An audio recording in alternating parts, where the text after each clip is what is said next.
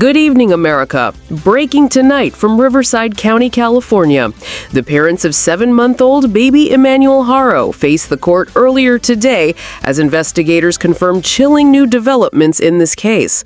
What began as a desperate search for a missing infant has now become a homicide investigation, and all signs point to his own father, while his mother stands accused of covering it up. But this is more than a courtroom update. This is the story of a baby whose future was stolen. A baby who never celebrated his first birthday, never took his first steps, never spoke his first word. And tonight we must ask, how did this happen and why is the full truth only now coming to light? Earlier today, I was inside that Riverside County courtroom as Jake and Rebecca Haro, the parents of 7-month-old Emmanuel, stood before the judge for the very first time. The atmosphere was tense. The father, Jake, the very man investigators say killed his baby boy. The mother, Rebecca, accused of covering it up and refusing to even take a polygraph test. The silence inside that courtroom was heavy, the kind of silence that feels like everyone is holding their breath, waiting for the truth to finally break through. Investigators revealed that just yesterday, Jake himself led them into the vast Moreno Valley desert. With cadaver dogs and search teams, they combed the area, but nothing was found, not a single trace of baby Emmanuel's body. And that raises a haunting question.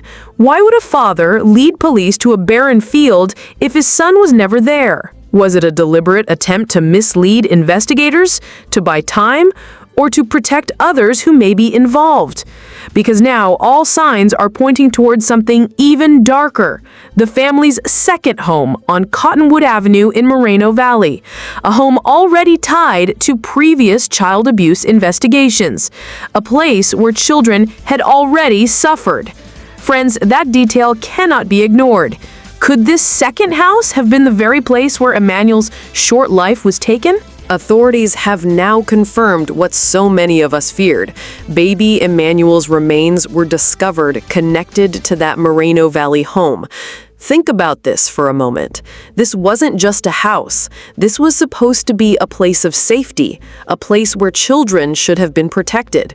Instead, investigators tell us it was a home already under suspicion, already tied to abuse, already carrying secrets that no child should ever endure. And then there's the father, Jake Haro. He was supposed to be attending programs to deal with his violent and abusive behavior toward children. Instead, what do we see? The same patterns of cruelty, the same wickedness, the same disregard for life. He did not take investigators to that house on Sunday. Instead, he led them to a location close by, a barren valley. Why? Because, friends, that move looks like a calculated deception, a way to stall for time, a way to protect himself and whoever else may be part of this tragedy. And where was Emmanuel during those first critical hours after he was reported missing? Nowhere to be found. No child, no trace. That timeline matters because it tells us this crime didn't just happen suddenly. It was covered. It was concealed. It was hidden in plain sight. Friends, family, America, let us pause here and look at this not just as a case file, not just as a headline, but as a life. Because this is about a baby.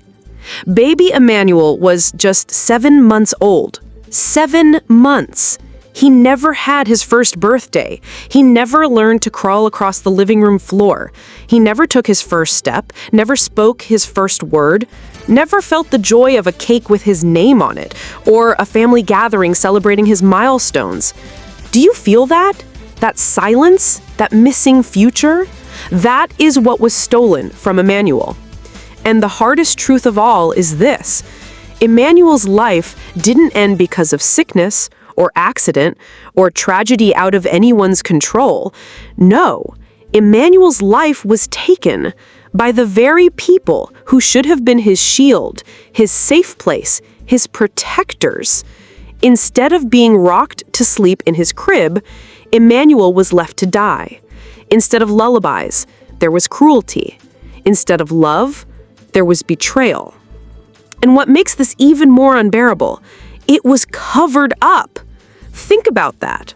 The father, who was supposed to lead investigators to the truth, deliberately misled them. He took them out into an empty valley, to barren ground, pretending that was Emmanuel's grave. A calculated lie, a cruel diversion. Why? To buy time, to protect himself, to protect whoever else may have been involved. And the mother? She refused a polygraph test. She did not cooperate. And that silence, that refusal, speaks volumes. It raises the painful question, was she not only a bystander, but an accomplice? Now think about this home in Moreno Valley. A house already linked to abuse. A house where investigators had been before. A house filled with shadows and secrets. Could this have been the very place where Emmanuel's suffering ended? Friends, Emmanuel cannot answer that question. Emmanuel cannot cry out. Emmanuel cannot testify. That is why we must raise our voices for him. We cannot allow his memory to be buried under lies. We cannot let his name fade into another case lost in the system. Emmanuel was not just evidence. He was a child, a son, a life full of promise. And because Emmanuel will never speak his first word, we must speak for him. Now, friends, let's put the emotion aside for a moment and look at this with clear eyes, like investigators, like truth seekers.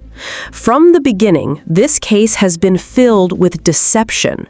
Remember, when Emmanuel was first reported missing, the father claimed he had been taken, but within hours, investigators saw the holes in his story.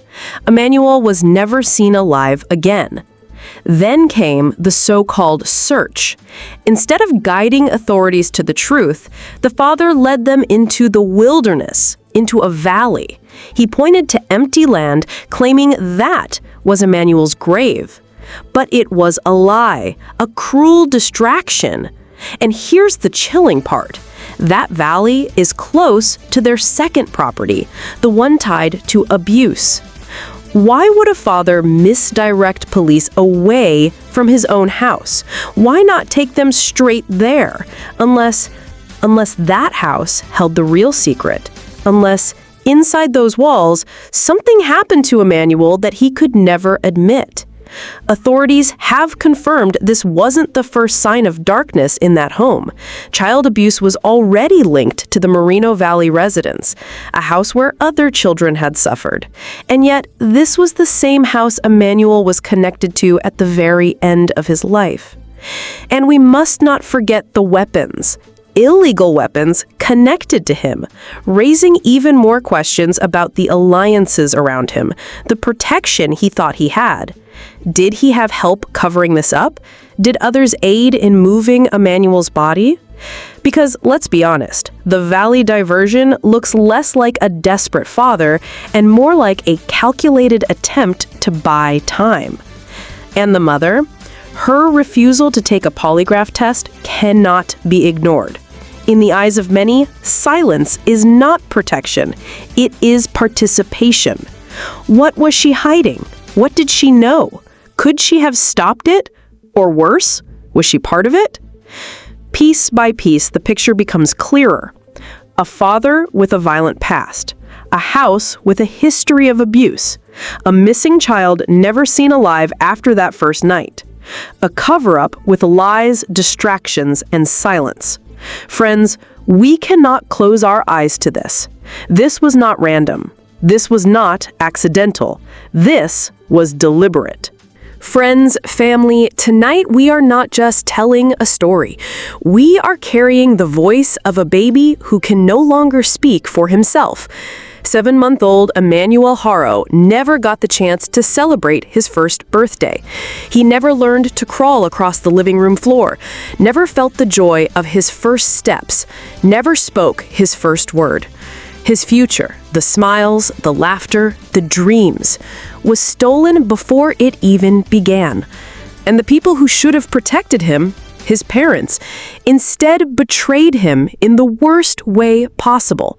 The father with his violence, the mother with her silence. Together, their choices ended Emmanuel's life. But here's the truth. Emmanuel cannot fight for himself. We are his voice now. Every single one of us. When you subscribe to this channel, you're not just clicking a button. You are standing as a voice of justice for Emmanuel.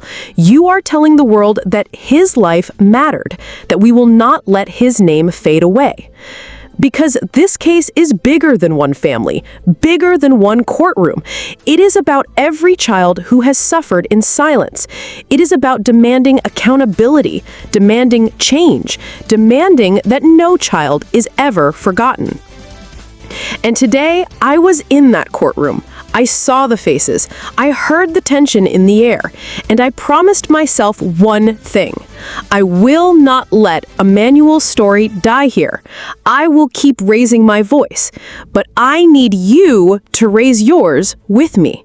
Subscribe, share this video, raise awareness, not as an act of support for me, but as an act of justice for Emmanuel. Together, we speak his name. Together, we demand the truth. Together, we fight for justice. Justice for Emmanuel Haro. Justice for the future he never had. And justice for every child who cannot speak for themselves. This is not just news. This is a movement. Stand with us. Stand for Emmanuel.